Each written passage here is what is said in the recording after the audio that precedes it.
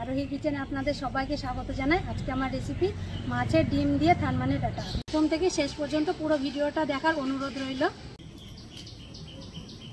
উনানটা ধরিয়ে আমি কড়াইয়ে জল দিয়ে দিব। প্রথমে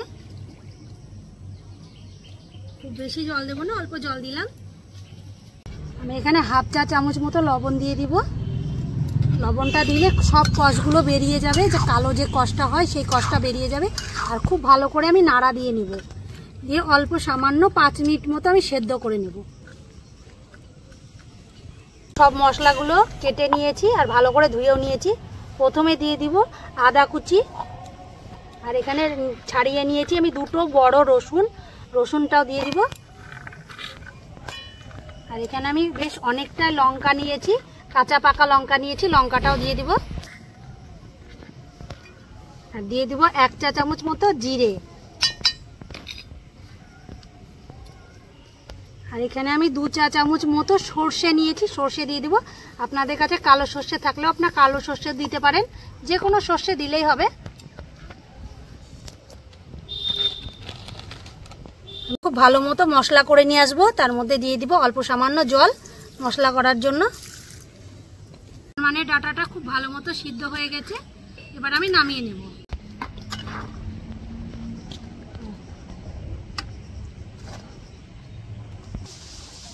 দেখুন লবণ দেওয়ার কারণে থানমানের ডাটা থেকে কতটা কষ বেরিয়েছে, একবারে কালো জল বেরিয়েছে। এবার আমি থানমানের ডাটাটা ভালো মতো সিদ্ধ হয়ে গেছে, 100% সিদ্ধ করিনি। এইভাবে সব থানমানের ডাটাগুলো নামিয়ে নিব। একটা ঝুড়িতে নামিয়ে নিচ্ছি, তাহলে আর জল ঝরাতে হবে না, জলটা ফেলে দিলেই হয়ে যাবে। আর আমি দেখুন কীরকম সিদ্ধ করেছি আপনাদেরকে দেখাচ্ছি। এই যে দেখুন একটু নরম হয়েছে, কিন্তু একবারে সিদ্ধ হয়নি। পুরো সিদ্ধ হয়ে গেলে তখন রান্না করার সময় গলে যাবে, এই জন্য পুরো সিদ্ধ করিনি। মাছের ডিম নিয়ে নিয়েছি আর খুব ভালো করে ধুয়ে নিয়েছি। তার সাথে একটু চিংড়ি মাছ ছিল বাড়িতে, চিংড়ি মাছটাও দিয়ে দিলাম। 1 চা চামচ হলুদ নিয়েছি, হলুদ গুঁড়োটা দিয়ে দিব। আর অল্প সামান্য লবণ গুঁড়ো ভালো করে মাখিয়ে নেব। লবণটা দেওয়ার পরে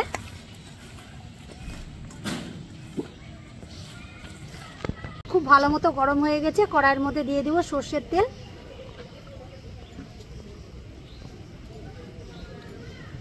খুব ভালো করে নাড়া দিয়ে নেব।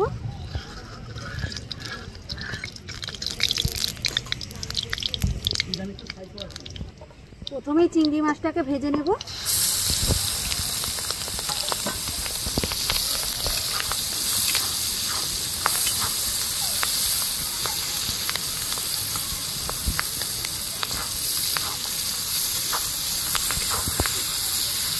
খুব ভালো মতো আমি লাল লাল করে ভেজে নিয়েছি, এবার তুলে নেব।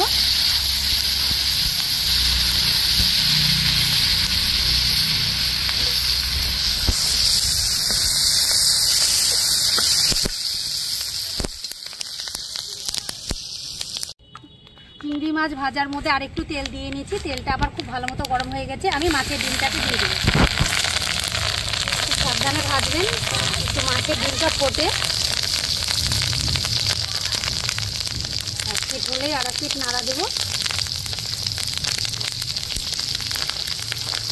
আর 1 পিঠ নাড়া দিয়ে নেব। সুন্দরভাবে ভাজা হয়ে গেছে 1 পিঠ।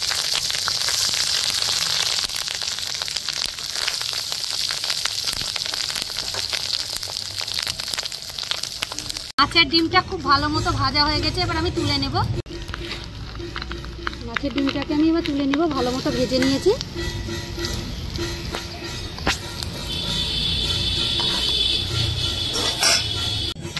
কড়াইটাকে খুব ভালো মতো গরম করে নিয়ে আমি একটু সর্ষের তেল দিয়ে দিয়েছি। পটলটাকে আমি এইরকমভাবে কেটেছি, একটা পটলকে 4 ভাগ করে, তারপর মাঝে অর্ধেক করে নিয়েছি। আর এই পটলগুলোকে আমি তেলের মধ্যে দিয়ে দেবো।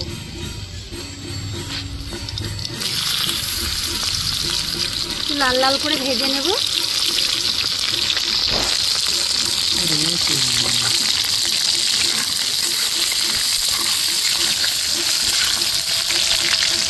দিয়ে দিব অল্প সামান্য লবণ পটলের মধ্যে, তাহলে খুব ভালো মতো ভাজা হবে। বেশি লবণ দেব না।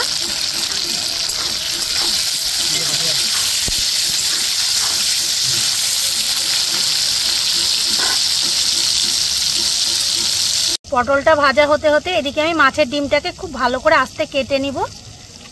পটলটা আমি হালকা লাল লাল করে ভেজে নিয়েছি, এবার আমি তুলে নেব। এরকম টাইপের ভেজেছি।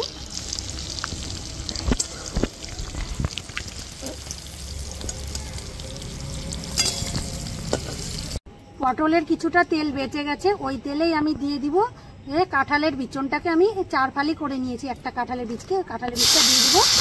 এবার হালকা করে ভেজে নেব।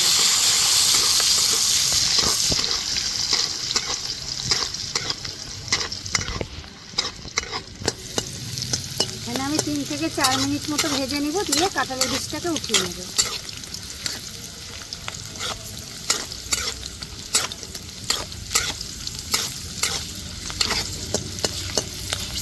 কাঁঠালের বীজটা ভালো মতো আমি ভেজে নিয়েছি, একবারে বেশি ভাজিনি, 3 থেকে 4 মিনিট মতো ভেজে নিয়েছি। বেশি ভাজলে শক্ত হয়ে যাবে বেশি। এরকম টাইপের এবার তুলে নিয়েছি। কড়াইয়ের মধ্যে আরেকটু তেল দিয়ে আমি 2টো শুকনো লঙ্কা আর কালো জিরা দিয়ে দিব তেলের মধ্যে।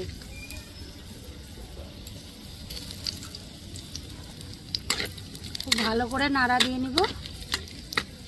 আর এর মধ্যে আমি দিয়ে নেব আমার কেটে রাখা পেঁয়াজ। আমি এখান থেকে মিডিয়াম সাইজের 5টা পেঁয়াজ কেটে নিয়েছি। পেঁয়াজটা দিয়ে দিব তেলের মধ্যে।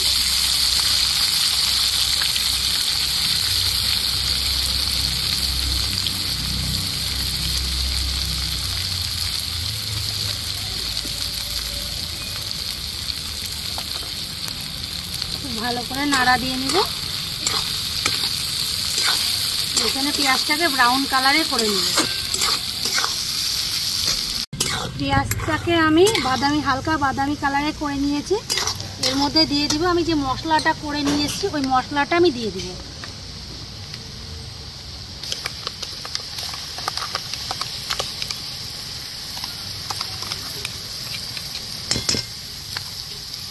খুব ভালো করে নাড়া দিয়ে নিব একবার।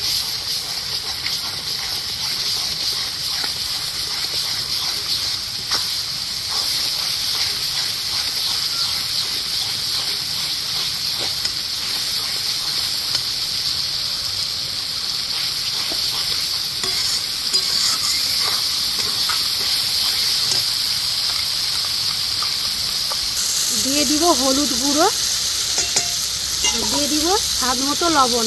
আমি যেহেতু থানমানের ডাটার মধ্যেও লবণ দিয়েছি আর পটল ভাজার মধ্যেও লবণ আছে, সেই বুঝে আপনারা লবণ দেবেন, স্বাদ মতো লবণ দেবেন। এর মধ্যে দিয়ে দিব আমি 1 চা চামচ মতো চিনি। 1 চা চামচ চিনি নিয়েছি, চিনিটা দিয়ে দিব। খুব ভালো করে সব কিছু একসাথে মিশিয়ে নেব। মশলাটা আমার প্রায় কষানো হয়ে এসছে।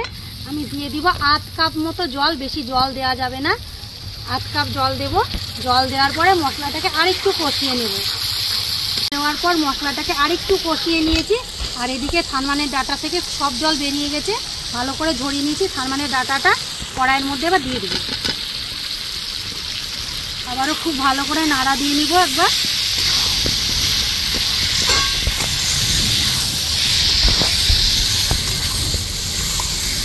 এর মধ্যে দিয়ে দিব পটল ভাজা। পটল ভাজার সাথে আছে কাঁঠালের বীজ ভাজা, দুটোই একসাথে দিয়ে নিব আমি। খুব ভালো করে আবারও নাড়া দিয়ে একসাথে মিশিয়ে নেব। এখানে ডাটাটাকে খুব ভালো মতো কষাতে হবে।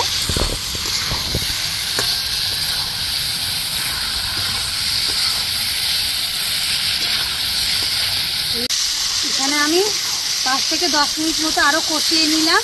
নেওয়ার পর এই চিংড়ি মাছটা আমি দিয়ে দেবো। চিংড়ি মাছটা দেওয়ার পরে খুব ভালো করে আবারও নাড়া দিয়ে নিব।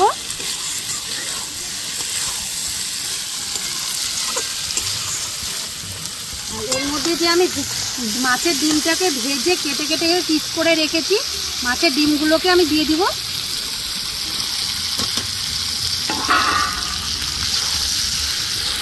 খুব ভালো করে একসাথে সব কিছু মিশিয়ে নেব, যাতে মশলাগুলো মাছ আর ডিমের মধ্যেও ঢুকে যায়।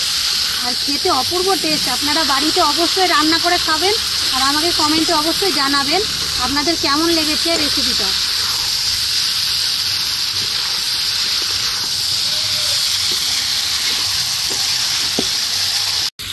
মাছ আর ডিম দেওয়ার পরে আমি আরও 10 মিনিট মতো খুব ভালো মতো কষিয়ে নিয়েছি। এই থানমানের ডাটাটাকে একটু ভালো করে কষাতে হয়, তাহলে টেস্টও হয় আর মুখটাও চুলকায় না। খুব টেস্টি। এবার আমি নামিয়ে নেব, আমার রান্নাটা কমপ্লিট, এবার আমি নামিয়ে নেব।